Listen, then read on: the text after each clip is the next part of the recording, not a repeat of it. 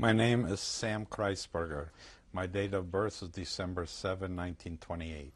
I was born in Chernovitz, which at that time was part of Romania. It is one of those towns that changes countries quite often.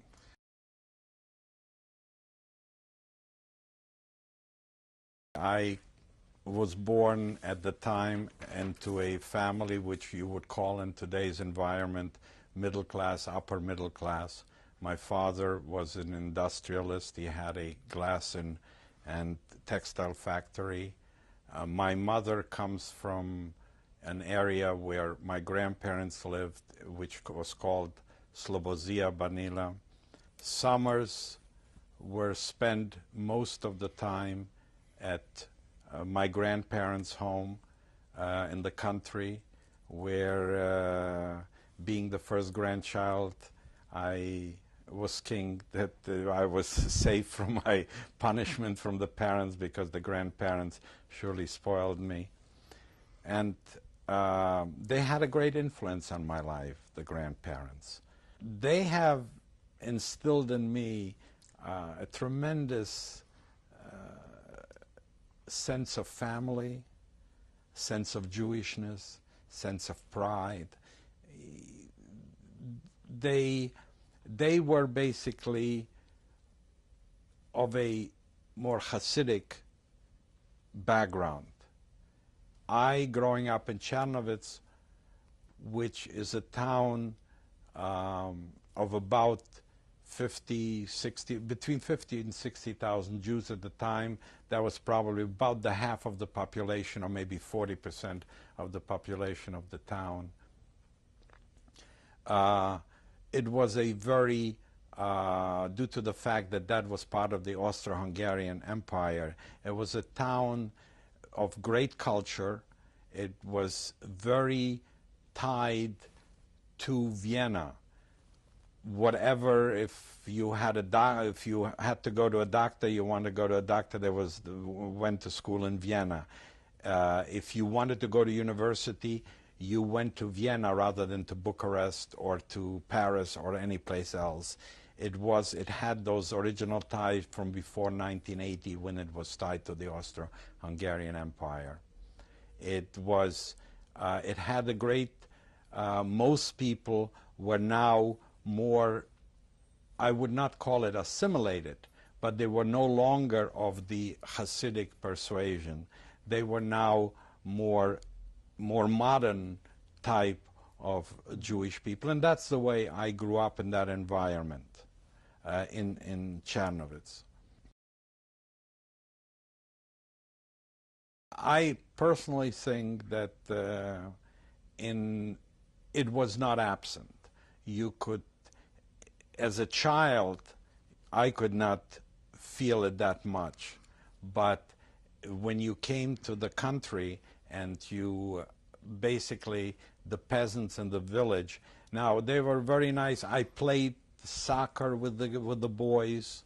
In the village, I worked on the farm. They let me cut the weed or whatever with a sickle and so forth. So during the summers, whatever. But there was a definitely underlying, when you listen to what they were talking about and what they were subjected and what they knew, what the peasants' feelings were, you could hear about it, that there was a definitely strong underlying anti-Semitism among the Ukrainian peasants in the village and in the whole area. Okay.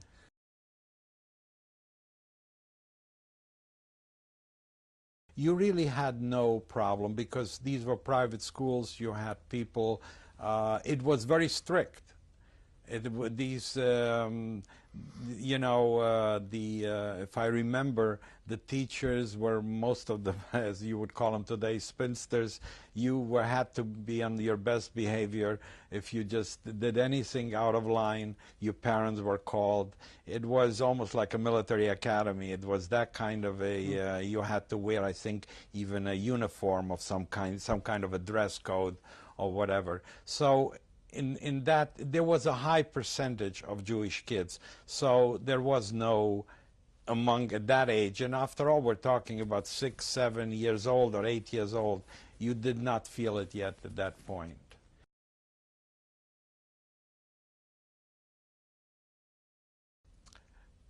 When Passover came, the Passover Seder, like my grandparents, where the whole family came, all the children, the other grandchildren, family, that was a true Seder.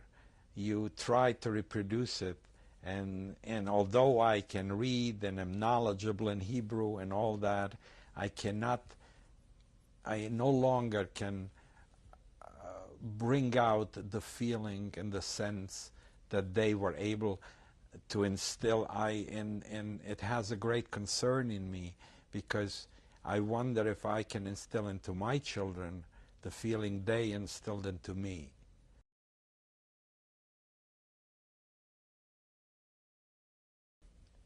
I was able, from the age of 3, I had a Hebrew tutor. And I'm not talking about going to a yeshiva where you study like a Hasidic kind of environment. I studied Hebrew, modern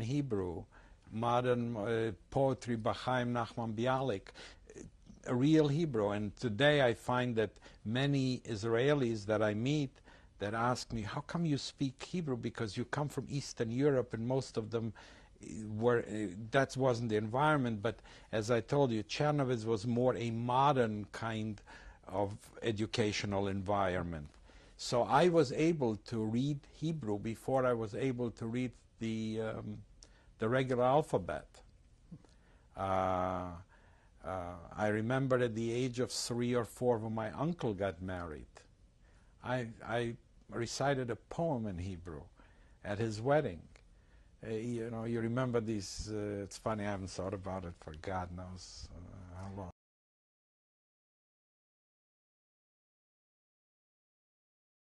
A totally Nazi prime minister that was subservient basically to Hitler, Codriano, was brought to power. And that name you don't forget, because it brought the chill to all the Jews. We knew what that would mean, what it meant. Fortunately, the king felt threatened by him. So, like all the kings or dictators or so, he was put into prison, had an escape, and was shot during the escape. But he could not. What he did instead, he put another anti-Semite called Kuza, and this was a common word that all those Jew haters were called Kuzisten, because they were followers of Kuza. And he was the same mold as the other one, except he was subservient to the king, not to Hitler.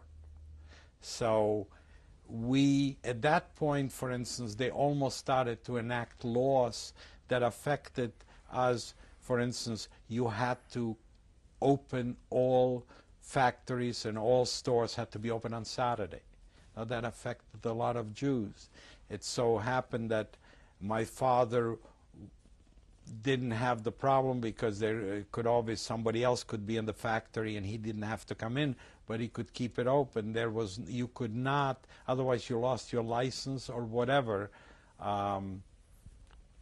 It got to the point where if somebody your age or whatever wanted to beat you up, you just had to get beaten up and you couldn't hit back. That is the way it started.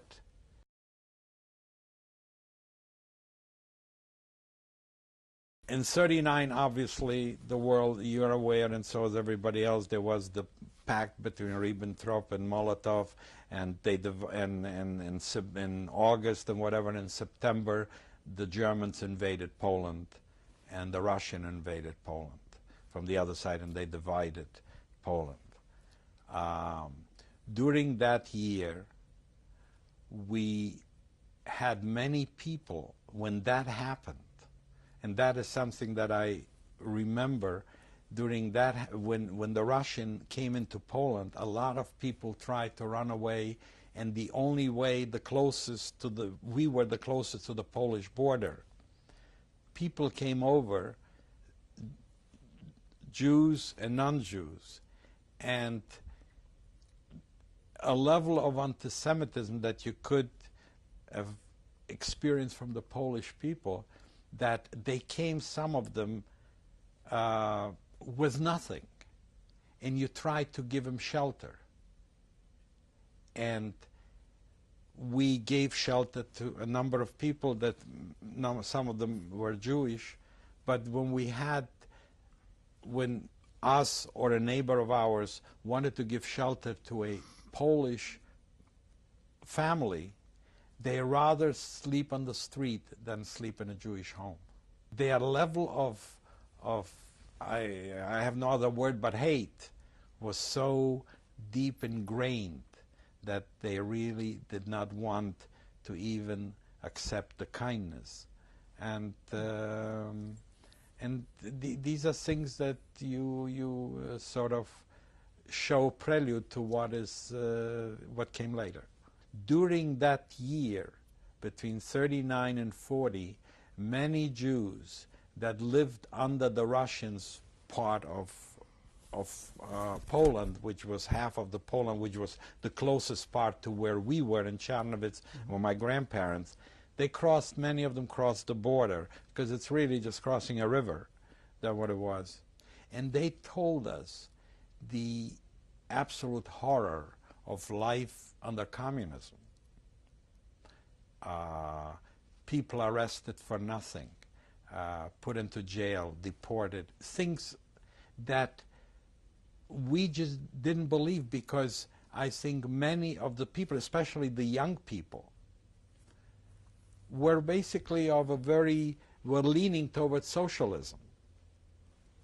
Because it was, at that time, it became polarized, Nazism and socialism. And you saw that socialism is the heaven and Nazism is the problem. But these people came, and do you know something? I remember a gentleman who I still know today. He's now in Venezuela. I mean, he's dead now, but he came back with his family, and he says, "My God, you never want to live under communism." And we said, nobody believed them. Nobody believed any of these people. We just said, there is something wrong. It can't be true.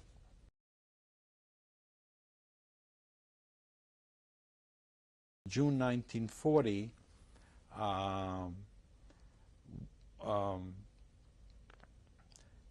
the Russians gave an ultimatum, and this was part of the deal with the Germans, that they divided their spheres of influence, and they gave an ultimatum to the King of Romania that they are going to take back the two provinces. One, they claimed Bessarabia, which used to be part of Russia, Tsarist Russia, so they had some claim to that. But they also took in, for some reason, the Bukovina, of which Czarnowiec was the capital. They decided that was the ultimatum was, you are going to give up these two provinces. And there was no really the ultimatum came one night, and the next day the Russians were in town.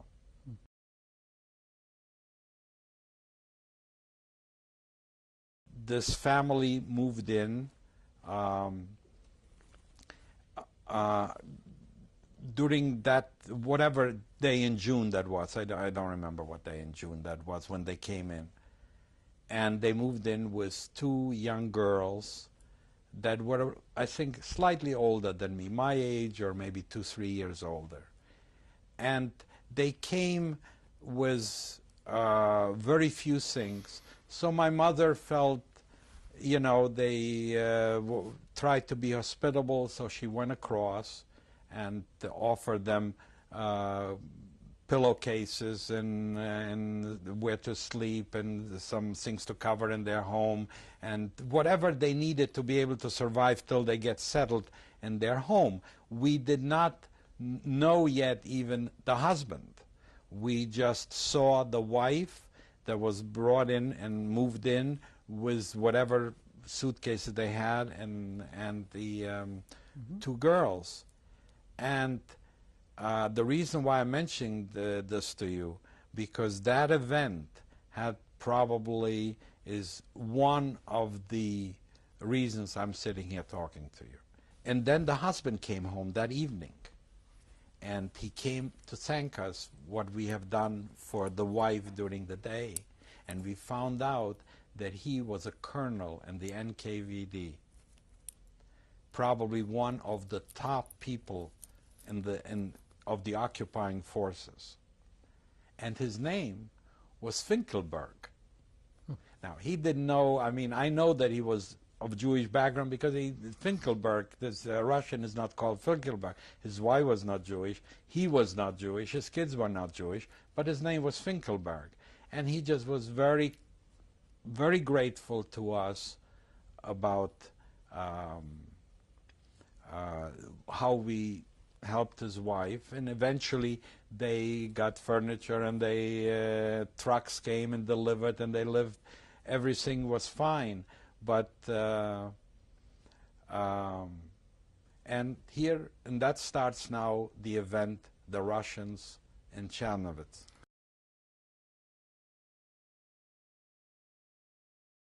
I went to school.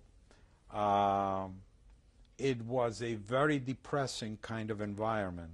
For instance, one thing that I remember, there was a little girl in the class that was not even Jewish, but the suppression of religion was so intense, and she must have come from a Greek Orthodox, very religious family, that I remember her crying always when, for whatever reason, because, and for instance, on the high holidays, you had to go to school, because if you didn't go to school, they knew that you observed.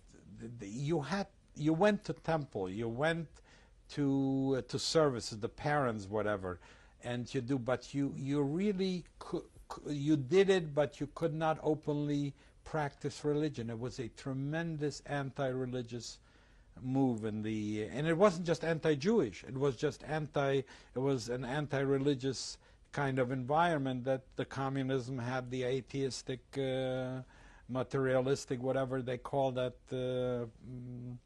policy. You were basically your best friend. You would not discuss politics.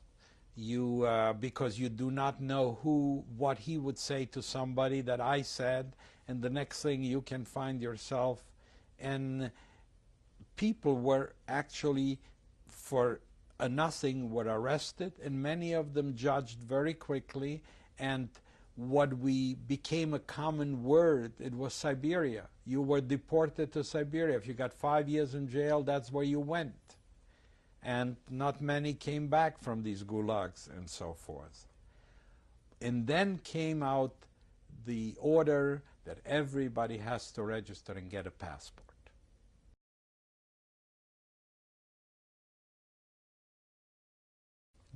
Just when that was happening, my neighbor came over and said, "Don't go down.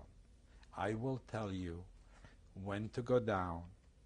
You are going to meet me there, and I will take care of the rest." And one day he told us, "You meet us at the downtown, wherever the NKVD was, downtown, the headquarters." And he met us, and he not only asked for our names, but he asked for my uncles. He said, "You get all your family." And even my grandparents who lived in the village, he said, "You give me their names. We will take care of everything here." When we got down, we got passports. My relatives got passports, my grandparents got passports, and we didn't know, so we got passports, so what?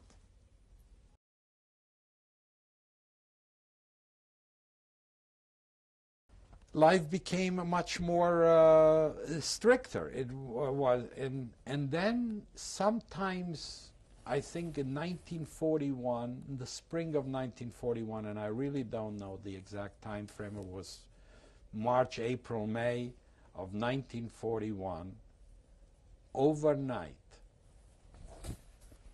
one night, like 2 nights in a row, they just closed up certain streets, the secret police, and the whole town. And they came to certain apartments in certain homes. They did, it was not a wholesale. They knew where to go. They knew exactly.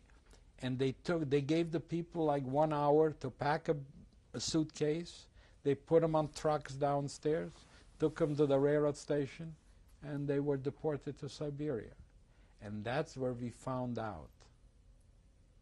Well, we didn't find out yet. Let me regress.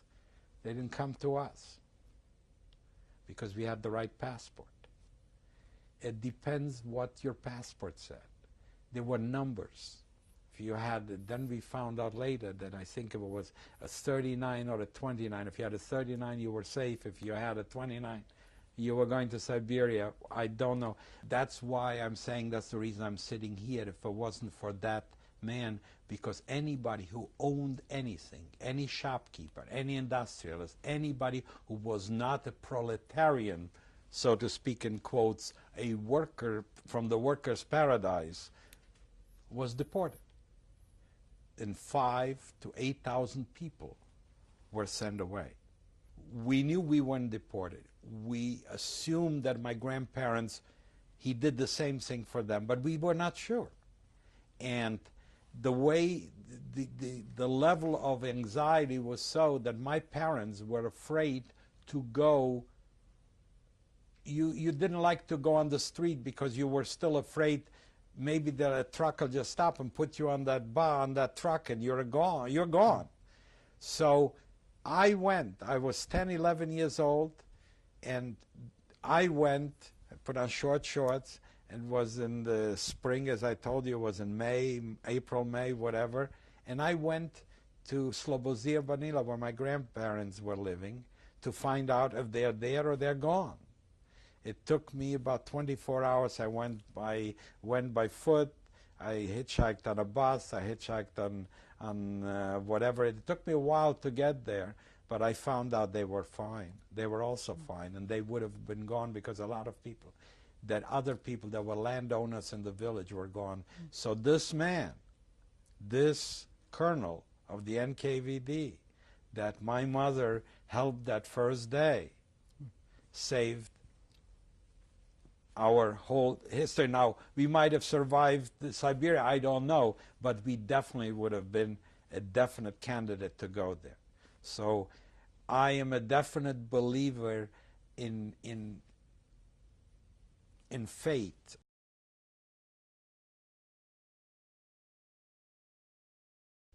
Hitler attacked Russia, you know, when he broke his agreement with his non-aggression pact, I think in end of June of 1941.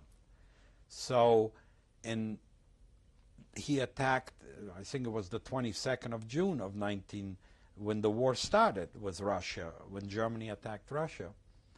And so the Russians were totally in disarray. They left the town. We went through no man's land. Nobody came in for about a week or 10 days or whatever. We had hooligans. We had people coming, robbing, doing all kinds of things. And we still didn't know what to expect. We were living in our apartment, and you stayed there, and you prayed for the best. About a week later, the Russians were gone. And I would say around beginning of July, the Russians were gone. And the first troops that came in were German troops. And that is for the first time we saw German soldiers. We didn't know what was happening. We were still in our homes. We did not go out. We were scared to go anyplace. But from our balcony, we could see some fires further on, and then we found out that the Germans took the chief rabbi of Chernovitz and burned down the great synagogue of Chernovitz, a magnificent building that has been standing there for many years, and a magnificent architecture, and they burned it down. They also shot the rabbi, the cantor, and a lot of their Jewish dignitaries. And they did their thing the way we later learned they do that. They sing, they tell you, please come and open it, and they first bring you a sense of security, and then once they got you, they burned the temple and they shot him outside of, by the Prut, which was the river that went through Chernovitz, and they were shot there. That we found out later. What we didn't know, again, just as we didn't know my grandparents were deported by the Russians, we didn't know what was happening, what happened over there in the villages. We only found out a week later or 10 days later that my grandparents were killed.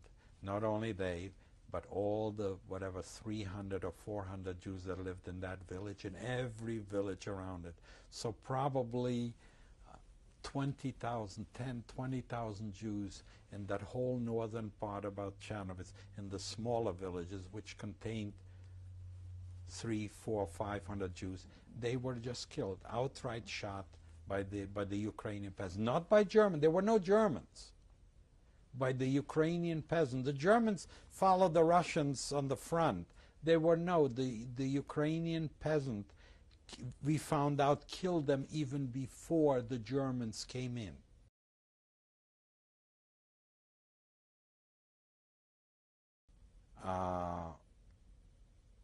Obviously, the Romanians came back.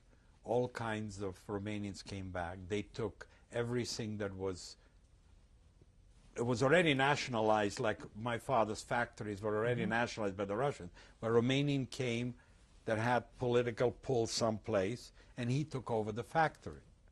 And my father went to work for him because he didn't know how to run the factory. He didn't pay you anything, but you were happy he didn't kill you either, so you were just... And then one day, and it was it's very easy to remember, it was on Simchas Torah of 1941, the most joyous day in the Jewish religion. An edict came out that by 5 o'clock all the Jews have to go to a ghetto. They had to go. It was like every town, like we have in New York, the Lower East Side or whatever, if you want to call that a ghetto once upon a time, not today. But this was where the poor Jews used to live. There was a Judengasse, a Jewish street where the Jews lived. And all the Jews from the whole town, now we've already lost about 8,000 that went to Siberia, so maybe we're left with 50,000 only. I'm just saying. So all these had to cram into that, and we were, 50 people in an apartment where there should be 5, and you just crammed in. If you knew somebody there, you were lucky. If not, you were in the hallway, and you were in the ghetto, and they put barriers around you. You could not go out. You could only go and buy food, I think, like 2 hours a day or whatever, and you left your apartment with whatever you could carry. Wherever I lived, we left the apartment, closed the door, and left. And then they started to deport. They simply took like certain streets and just, if my memory holds correct, and just took the people and marched them to the railroad station, put them, and we did not even know where they were going to go, but we found out later that they were sent to Transnistria, which means the other side of the Dniester. That was still under Romanian. The Germans have given that part of the, which is now the Ukraine, they've given that also to the Romanians, so they were under their administration. So these were not death camps, these were labor camps, but they were such harsh conditions that the survival rate was 10%.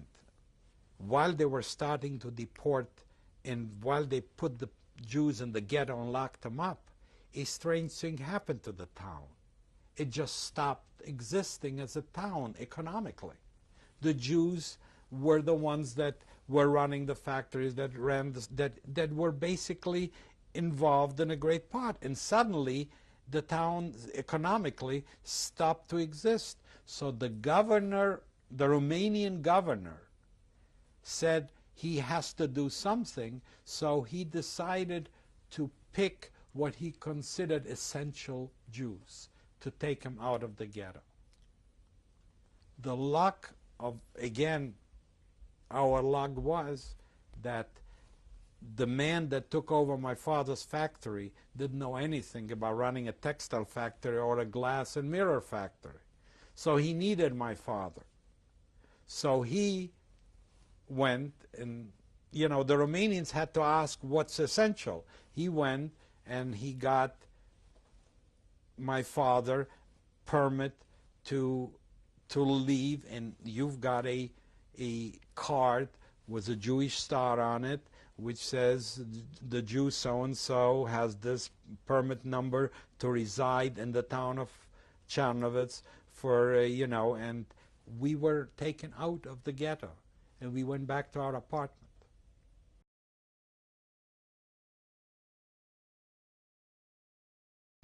That apartment changed hands. We went through the NKVD guy. Now a Romanian couple came. There was a young guy my age. There was a Romanian captain that lived there.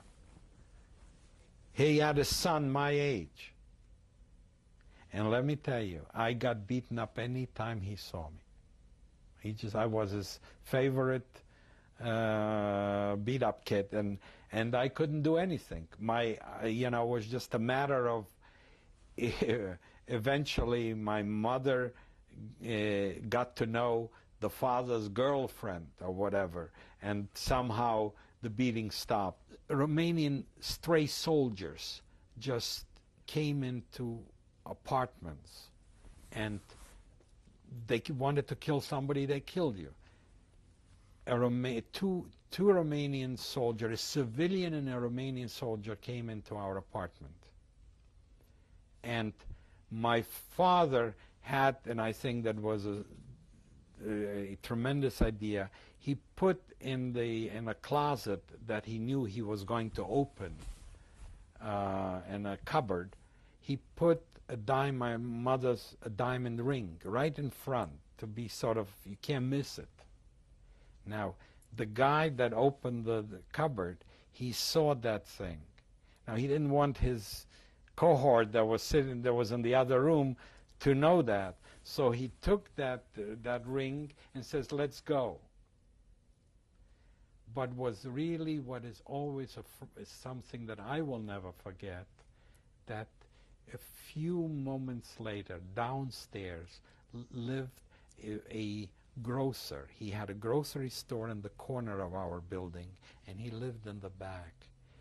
And suddenly he came up to the first floor, banging on our door, saying they took him and his wife and threw him out.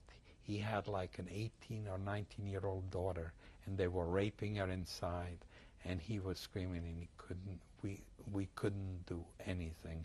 I will never, when you think about the anguish of a father, when that is happening, I mean, having daughter, I mean, it's just very hard to forget.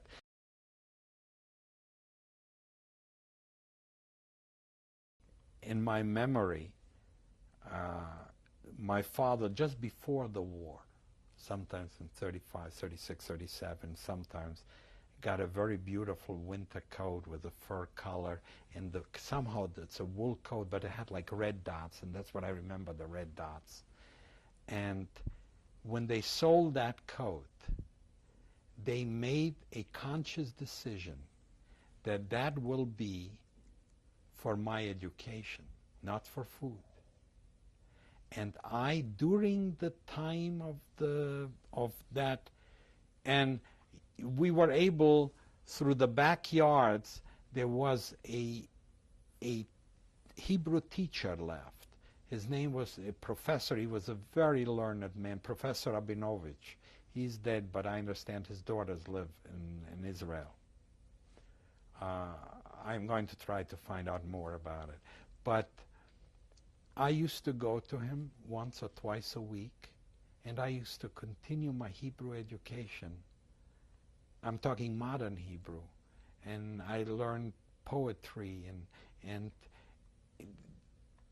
my parents felt, and that is what their indoctrination to me was: education, education, education. Now, I couldn't get school education, I couldn't get math, or I mean, you couldn't do everything, but I kept my Hebrew education up through those war years.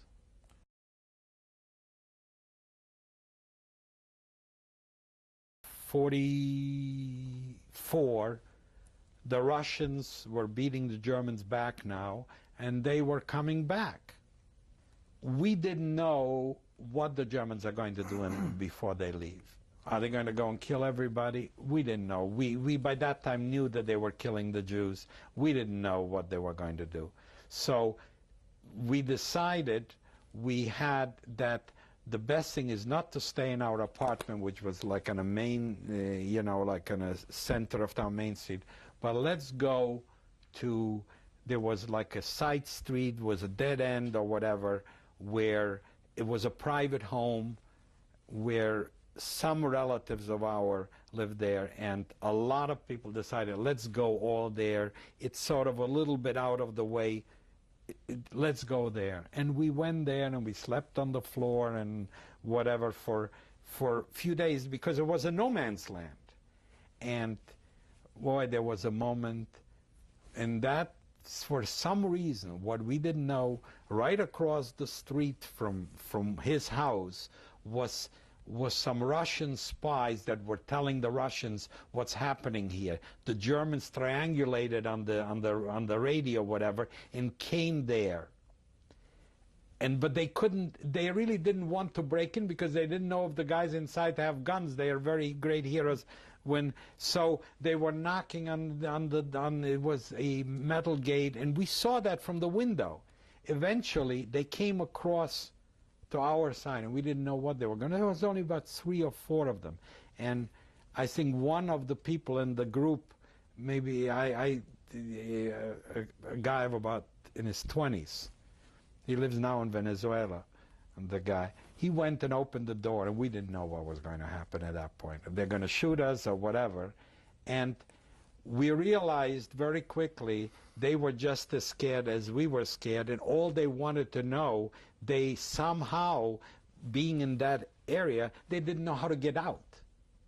All they wanted to know is how they can flee, how they can get out, to go back, you know, retreat, not to get caught by the Russians.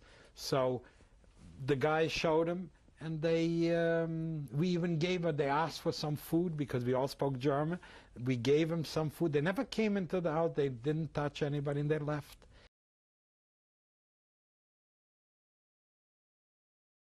You have a feeling that they had to believe that anybody who survived the Germans is a Nazi, Jew or non-Jew.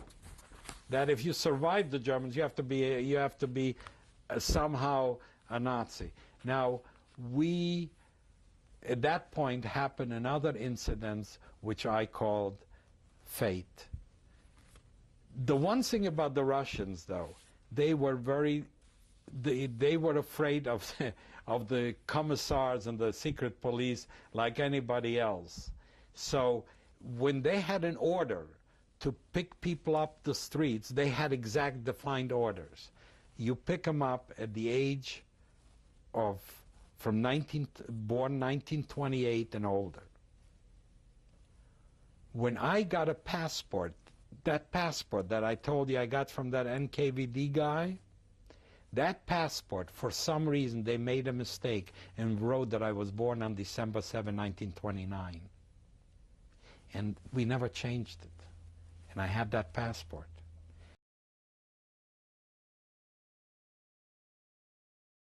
I was just trying to sneak into my house when the Russian at the corner saw me and he motioned me. And I went over to him, and the next thing, before I knew what happened, I was on the, they put me on the truck. And that would have been the end of it. Except I start screaming, "Mother, mother, mother." And my mother, a neighbor heard my, told my mother that I'm screaming. We had a balcony on the other side where the truck was. I came out, she came out on the balcony. I said, "Bring the passport." She ran down, and I think it was a matter of seconds. And she showed him that I was born in 1929. They took me out of the truck. Because they followed rules. When you're supposed to be 1928, they didn't take somebody born a year younger. And that is quite the story.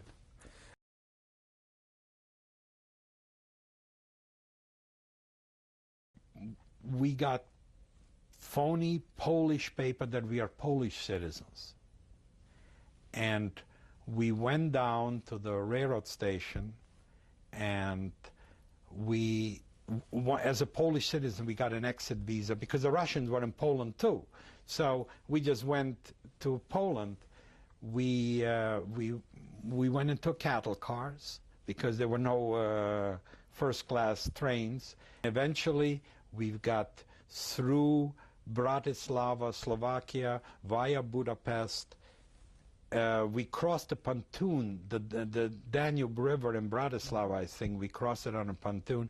We went through, and we went on a train again on a cattle car, and we went on the way to Romania. When we crossed the border, there were a lot of people in that cattle car. People that we didn't know, people that we didn't know. There were single people. There were Jews and non-Jews. And when we got to the Romanian border, what we found out, the Romanians, we didn't know that, the communists were there, the Russians were there, and they went through everybody, and they knew what to look, I guess. They took two guys from our, they were in our wagon, and they found, I didn't know that the SS had something tattooed under their arm or under their, I don't know exactly, but there was a way of, they had something tattooed that they knew that they were SS. Two guys in our train were SS members. They took them out. We never saw them again. We went on the train and we went to Bucharest, and we thought, well, now we're free. The king was still there. That, you know, you started life again. Then the communists took over Romania. The king was chased out. We realized we're going to be right back where we went through all that hell to get there, and instead of going westwards, we went back, and now we're going to go through that hell again.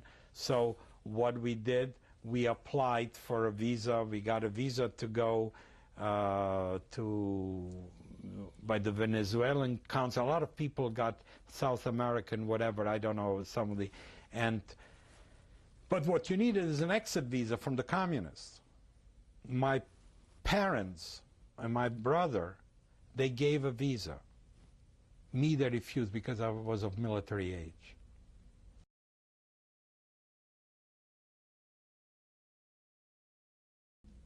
My father left me a second time. We're talking about a diamond ring. He left me another ring, and he had spoken to one of the people there that was bribed that if I get the visa, I'll give him the ring. And one day I got the visa, gave him the ring, and it was, the train that I got on was the Orient Express. It sounds very exciting, but It wasn't. And when I crossed the border into Hungary on the train, the Russian guard said, "Ah, you're going to ally with Truman." Truman was at that time president in the United States, and they could have taken the Russian were on that train, and they could take you off any time they wanted to. You were still at the mercy. So that's what I'm just saying. And then that train kept going. I think the Russians were still occupying Austria at the time. And some of the bridges we were stuck for because they were still bombed, and they were, just fixed bridges. And when we crossed the border from the first time where we saw Western, and I don't even remember which country, if it was Switzerland or Germany or where we crossed. I think it was in Austria where there was one part was Western and one part was Eastern. And when we crossed and we saw the first Americans or whatever, that's when we got liberated.